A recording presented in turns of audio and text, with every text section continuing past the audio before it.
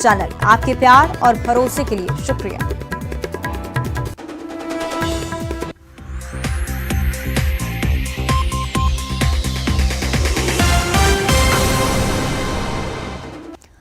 नमस्कार, छत्तीसगढ़ का number 1 bulletin superfast Chhattisgarh देख रहे हैं आप और मैं हूं आपके साथ अवंतिका श्रीवास्तव। शुरुआत करेंगे छत्तीसगढ़ की बड़ी खबर के साथ। रायपुर से फिलहाल ये जानकारी सामने आ रही है कि कांग्रेस विधायक दल की बैठक लगातार जारी है। मुख्यमंत्री निवास पर बैठक चल रही है। बजट सत्र में विपक्ष को किस तरह से घेरना है, किस तरह से विपक्ष के सवालों के जवाब देने हैं, इस पर रणनीति तैयार की जा रही है।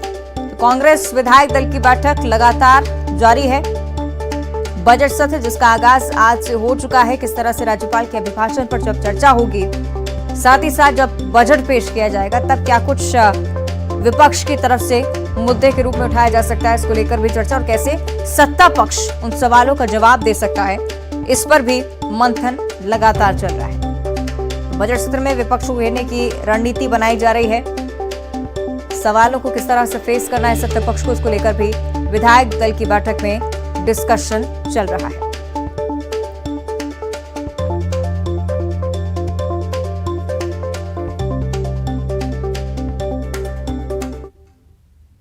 चलिए, ज्यादा चर्चा के लिए सहयोगी देवव्रत हमारे साथ रायपुर से लाइव जुड़ रहे हैं, उनका हम रुख कर लेते हैं। देवव्रत, कांग्रेस विधायक दल की बैठक लगातार चल रही है और सब जानते हैं कि बजट सत्र को लेकर ही चर्चा होनी है, मंथन होना है।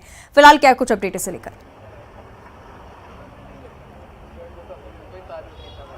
ये विधानसभा का बजट सत्र शुरू हो चुका है और क्योंकि पहले ही दिन विपक्ष के तीखे तेवर देखने को मिले हैं, लिहाजा अंदाजा लगाया जा सकता है कि आने वाले दिनों में भी विपक्ष की तरफ से इसी तरह की प्रतिक्रिया रहेगी और लगातार एक के बाद एक बाउंसर्स जो है वो विपक्ष की तरफ से फेंके जाएंगे। और ऐसे में जरूरत यह है कि सत्ता पक्ष पूरी तरह से तैयार रहे, सारे मंत्री जवाब देने के लिए तैयार रहे, और इसलिए विधायक दल की जो बैठक है वो रायपुर में सीएम हाउस में रखी गई है। तमाम जो विधायक हैं, सत्ता के मंत्री हैं, वो इस वक्त पहुंच गए हैं और जवाब देने की जो रणनीति है वो तैयार की जा रही है, क्योंकि ये चुनावी साल है और इस चुनावी साल में ये इस सरकार का आखिरी बजट होगा। लिहाजा बजट से लेकर के जो जनता से जुड़े हुए कई सारे ऐसे मुद्दे हैं जिनको लेकर के एक तरह से विपक्ष ने मंत्रियों को घेरने की रणनीति तैयार कर ली है और अब उसका जवाब देने की रणनीति जो है वो कांग्रेस विधायक दल की बैठक में चल रही है, क्योंकि कई सारे ऐसे मसले, चाहे वो प्रधानमंत्री आवास योजना का मामला हो, कानून व्यवस्था का मसला हो, इसके अलावा धान का मामला हो, इन तमाम मुद्दों को लेकर के विपक्ष जो है वो सत्ता पक्ष को घेरती हुई दिखाई दे सकती है। लेकिन अगर विपक्ष के मंत्री घिरे तो निश्चित तौर पे इसका मैसेज जो है वो जनता के बीच बेहतर ढंग से नहीं जाएगा। इसीलिए पूरी तैयारी के साथ मंत्री पहुंचे, तमाम जवाबों को अच्छी तरह से रीड आउट कर ले और इसके अलावा जो कांग्रेस के विधायक हैं वो किस तरह मंत्रियों को सपोर्ट करेंगे, संसदीय सचिवों की भूमिका किस तरह की होगी, इन तमाम मसलों पर चर्चा फिलहाल चल रही है। और ये कहा जा रहा है कि कुछ देर तक ये बैठक चलेगी और उसके बाद जब विधायक मंत्री बाहर निकलेंगे तब ये पता चल पाएगा कि आखिर बैठक का क्या नतीजा निकला और क्या कुछ रणनीति जो है वो एक तरह से तैयार की जा रही है। जी ठीक है, आप नजरें बनाए रखेगा देवव्रत इस बैठक को लेकर। शुक्रिया आपका इस जानकारी के लिए। फिलहाल और अब एक तरफ जहां हम बात करते थे कांग्रेस विधायक दल की बैठक की, तो बात बीजेपी विधायक दल की बैठक की भी करेंगे, क्योंकि वहां भी बैठक लगातार चल रही है। कुशाभाऊ ठाकरे परिसर में बैठक हो रही है। बैठक में बजट सत्र की तैयारियों पर ही चर्चा, सदन में सरकार को घेरने पर रणनीति तैयार की जा रही है।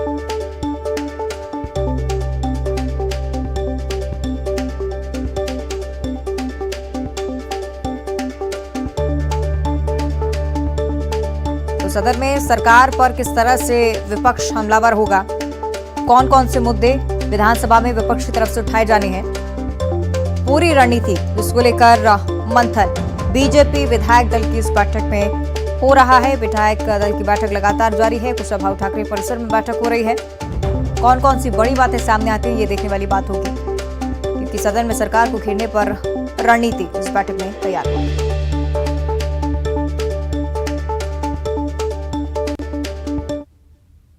देखिए, चर्चा हम करना चाहते हैं। ये छत्तीसगढ़ की विधानसभा पहली विधानसभा है जहां मंत्री डिस्टर्ब करते हैं, जहां मंत्री हल्ला करते हैं। पूरे देश की किसी विधानसभा में यह दृश्य नहीं।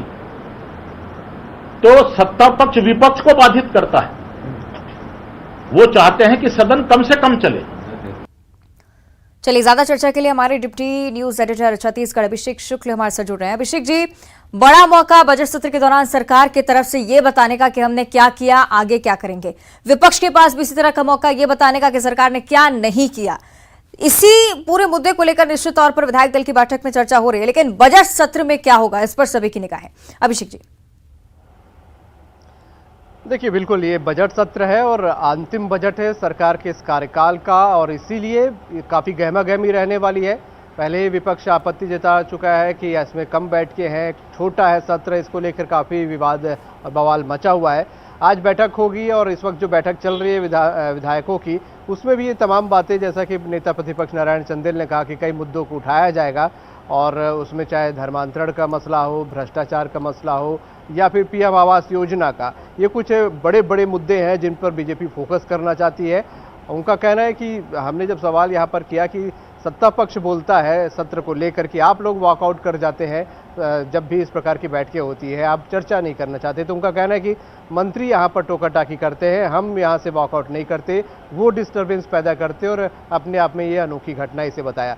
तो कुल मिलाकर गहमा गहमी तो होनी तय यहाँ पर है, बैठक चल रही है और हर विधायकों को यहाँ पर तय कर दिया जाएगा उनकी जिम्मेदारी कि किन मुद्दों को किस प्रकार से उठाना है, क्योंकि चुनावी साल भी है और चुनावी साल के अलावा जो बीजेपी का केंद्रीय नेतृत्व है उसकी भी नज़र यहाँ पर तमाम विधायकों की परफॉर्मेंस पर है। तो निश्चित रूप से सभी को काम बांटकर पूरे आक्रामकता के साथ बीजेपी विपक्ष कोशिश करेगा सत्ता पक्ष को घेरने के लिए। मुद्दे तय कर लिए गए हैं, भ्रष्टाचार से लेकर पीएम आवास से लेकर धर्मांतरण जैसे कई अहम मुद्दे हैं, बेरोजगारी भत्ता और भी कई अहम मुद्दे हैं जिसको बीजेपी यहाँ पर पूरे जोर शोर से उठाने की पूरी कोशिश करेगी। बजट को लेकर पहले ही बीजेपी सवाल उठा चुकी है, ये भी तय किया जाएगा कि बजट पर किस तरीके से सरकार पर अटैक करना है। वहीं दूसरी तरफ कांग्रेस विधायक दल की बैठक भी इस रणनीति का जवाब देने के लिए चल रही है। ठीक है, शुक्रिया आपका अभिषेक जी इस पूरी चर्चा के लिए।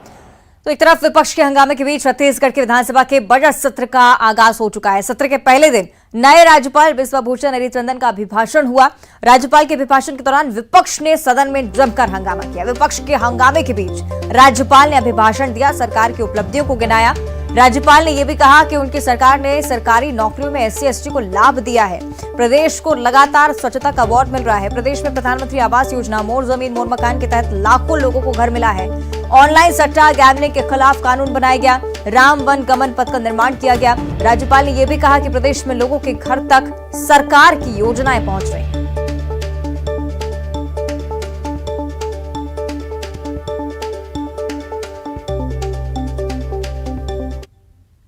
सरकार ने छत्तीसगढ़ के देश और दुनिया के लिए नई आशा और नई विश्वास का गढ़ बनाने में सशक्त हासिल की है। नवा छत्तीसगढ़ वास्तव से जनहित की नीतियों के और सरकार निवासियों का राज्य बनने के लिए और राज्य से अग्रसर है। छत्तीसगढ़ महतारी की संतान के रूप में आप जनता का उसका अधिकार दिलाने की दिशा में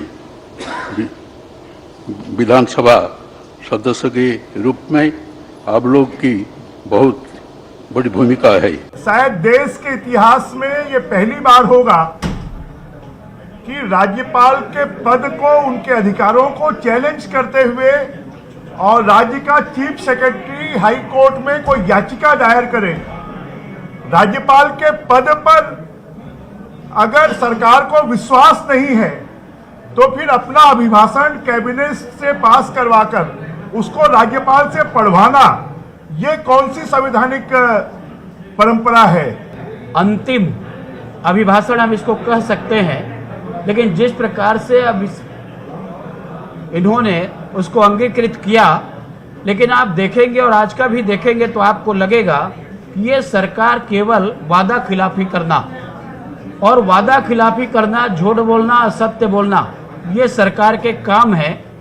और जिस प्रकार से छत्तीसगढ़ के विकास को ठप करने का काम, भट्टा बैठाने का काम इस सरकार ने किया है, लोगों को ये उम्मीद रहती है आज पूरे छत्तीसगढ़ में निराशा का दौर चल रहा है इस सरकार के क्रियाकलाप से। जितनी संवैधानिक संस्थाएं हैं उसका अपमान करना कांग्रेस का, भूपेश बघेल जी का नैतिक दायित्व बन गया है। महामहिम के अभिभाषण में छत्तीसगढ़ के आने वाले विकास का प्रतिबिंब दूर से दिखाई दे रहा है। हमने पहले भी कहा था कि छत्तीसगढ़ की सारी विकास की योजनाओं पे ये सत्र भी फोकस रहेगा, अभिभाषण भी फोकस रहेगा और हमारा बजट भी फोकस रहेगा। और हमें ये कहते हुए खुशी है कि महामहिम के अभिभाषण में उन सारी बिंदुओं का जिक्र है जिसको लेकर के हम आने वाले समय में छत्तीसगढ़ जो नवा छत्तीसगढ़ गढ़ने की बात कहते हैं और चुनाव में भी जाने की बात करते हैं, उन सारी चीजों का उल्लेख है। तो बजट सत्र के पहले दिन सदन में सीएम भूपेश बघेल ने तीसरे अनुपूरक बजट मांग पेश की है। अनुपूरक मांगों पर सदन में कल चर्चा होनी है। इसके साथ ही राज्यपाल के अभिभाषण पर 3 और 4 मार्च को चर्चा होगी। विधानसभा अध्यक्ष चरणदास महंत ने इसके लिए व्यवस्था दी है। अनुपूरक बजट पेश होने के बाद सदन की कार्रवाई कल सुबह 11 बजे तक के लिए स्थगित है।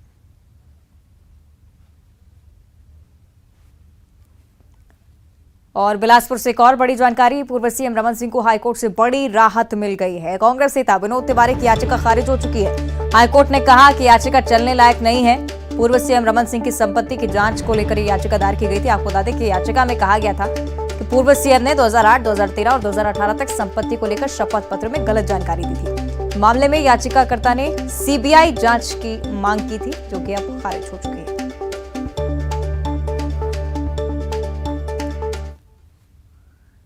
और अगली जानकारी रायपुर से, आय से अधिक संपत्ति के मामले को लेकर हाईकोर्ट से राहत मिलने के बाद पूर्व सीएम रमन सिंह का बयान सामने आया है। हाईकोर्ट ने याचिका को खारिज कर दिया है। याचिका को तथ्यहीन और निराधार बताया है। सिर्फ आकलन के आधार पर याचिका दायर की गई थी। सभी दस्तावेज सही पाए गए हैं, रमन सिंह की तरफ से कहा गया। साथ ही साथ कांग्रेस पर भी उन्होंने निशाना साधा। आरोप लगाया जाता रहा है कि आय से अधिक संपत्ति मैंने इकट्ठे की है और लगातार प्रेस में, मीडिया में भूपेश बघेल स्वयं इस बात को दोहराते रहे। उन्होंने न्यायालय में ये सारे मामले ले जाकर कांग्रेस के माध्यम से कोशिश बहुत की, मगर आज फैसला उच्च न्यायालय ने मेरे ऊपर आय से अधिक संपत्ति के मामले में महत्वपूर्ण फैसला दिया है। जो गंभीर आरोप लगाया गया था उसमें मैंने पहले भी कहा था कि सत्य परेशान हो सकता है, पराजित नहीं। आज उच्च न्यायालय के डबल बेंच ने इस मामले को तथ्यहीन, निराधार और राजनीति से प्रेरित बताकर खारिज कर दिया है। और छत्तीसगढ़ में ईडी की कार्रवाई के विरोध में कांग्रेस ने विरोध दर्ज करवाया है। आपको बता दें कि रायपुर में ईडी दफ्तर के बाहर कांग्रेस ने देशभक्ति गीतों के साथ प्रदर्शन किया। धरने में महापौर एजाज ढेबर और प्रमोद दुबे के साथ बड़ी संख्या में कांग्रेसी कार्यकर्ता शामिल हुए, हल्ला बोला। इतना ही नहीं, प्रदर्शन के दौरान कांग्रेस कार्यकर्ताओं ने ईडी दफ्तर के बाहर चूड़ियां भी फेंकी। अब कांग्रेस रोज ईडी के खिलाफ धरना प्रदर्शन करने वाली है। नारायण राणे जी के यहाँ छापा पड़ा, भारतीय जनता पार्टी में आते हैं, उसके बाद फाइल बंद हो जाती है। छत्तीसगढ़ में जब से भूपेश बघेल जी की सरकार बनी है, चिन्हांकित करके आप किसके यहाँ छापा मार रहे हो? किसान का बेटा गिरीश देवांगन है उसके यहाँ, जिसके यहाँ पटाव वाला 75 साल पुराना घर है, उसके बाद आके आप क्लियर भी नहीं कर रहे हो। ये चिन्हांकित करके द्वेषपूर्ण कार्रवाई इतिहास में पहली बार हो रहा है। ऐसा आप चिटफंड घोटाले को आपने कहां किस अंजाम तक पहुंचाया? और उधर पीसीसी अध्यक्ष मोहन मरकाम ने केंद्र सरकार पर निशाना साधा है। उन्होंने कहा है कि कांग्रेस का अधिवेशन बेहद सफल रहा, लेकिन इसे रोकने के लिए केंद्र के इशारे पर ईडी ने छापे मारे थे। केंद्र ने जो हथकंडे अपनाए वैसा अंग्रेजों ने भी नहीं किया होगा। बीमार सोनिया जी के लिए छाता लगाए जाने पर पीएम को आपत्ति थी। जो मुद्दा नहीं है उसे भी मुद्दा बनाने की कोशिश केंद्र सरकार करती है। केंद्रीय एजेंसियां भाजपा की कठपुतली बन चुकी है। प्रदेश सरकार को बदनाम करने की साजिश हो रही है। हमारे अधिवेशन की तैयारी में जुटे नेताओं को टारगेट किया गया ताकि अधिवेशन असफल हो। यही नहीं, अधिवेशन में काम करने वाले कारोबारी के यहाँ भी ईडी वाले गए, उनके लाखों कोशिशों के बावजूद कांग्रेस का अधिवेशन ग्रैंड सफल रहा। भाजपा की मोदी सरकार ने अधिवेशन को रोकने के लिए जो हथकंडे अपनाए वह तो अंग्रेज भी नहीं अपनाते थे। तो ये जिस तरीके से थर्ड ग्रेड हथकंडे अपना रहे हैं, जिस तरीके से लोगों को वहां पर मुर्गा बनाया जा रहा है, जिस तरीके से लोगों को वहां परेशान किया जा रहा है, तो इस तरीके से अगर उनके पास कोई भी सच्चाई होती तो इस तरीके से थर्ड ग्रेड वाला जो वो नहीं अपनाते। साथियों, इससे हताश होकर ईडी के अधिकारियों द्वारा कांग्रेस के लोगों को परेशान किया जा रहा है। कांग्रेस को लोगों के ऊपर जबरदस्ती उनके ऊपर मुकदमा बनाया जा रहा है। बात करेंगे राजधानी रायपुर की, जहां पर बीजेपी ने कृषि मंत्री रविंद्र चौबे के खिलाफ हल्ला बोला। सिकासेर जलाशय से पानी देने की मांग को लेकर बीजेपी ने मंत्री के खिलाफ धरना दिया। बीजेपी सांसद चुन्नीलाल साहू के नेतृत्व में बीजेपी कार्यकर्ताओं ने मंत्री रविंद्र चौबे के आवास के बाहर प्रदर्शन करने की कोशिश की, लेकिन पहले से ही बड़ी संख्या में पुलिस वहां पर मौजूद थी। पुलिस ने बीजेपी कार्यकर्ताओं को बीच में रोक लिया और इस दौरान पुलिस और बीजेपी कार्यकर्ताओं के बीच झड़प हुई।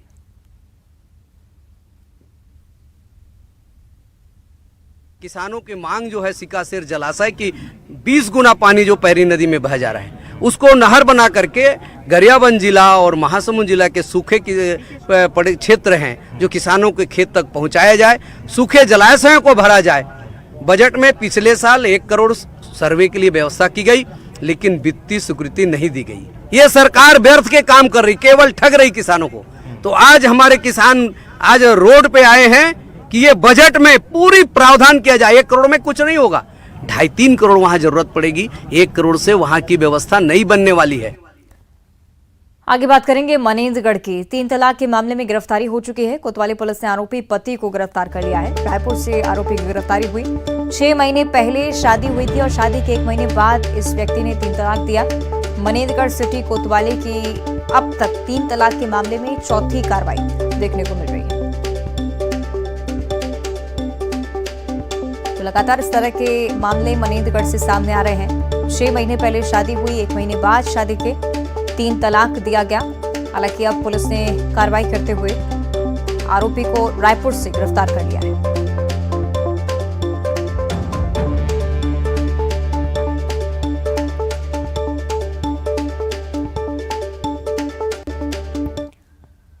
और अब देखिए 25 सेकंड में खबर। रायपुर में ईडी दफ्तर के बाहर कांग्रेस का प्रदर्शन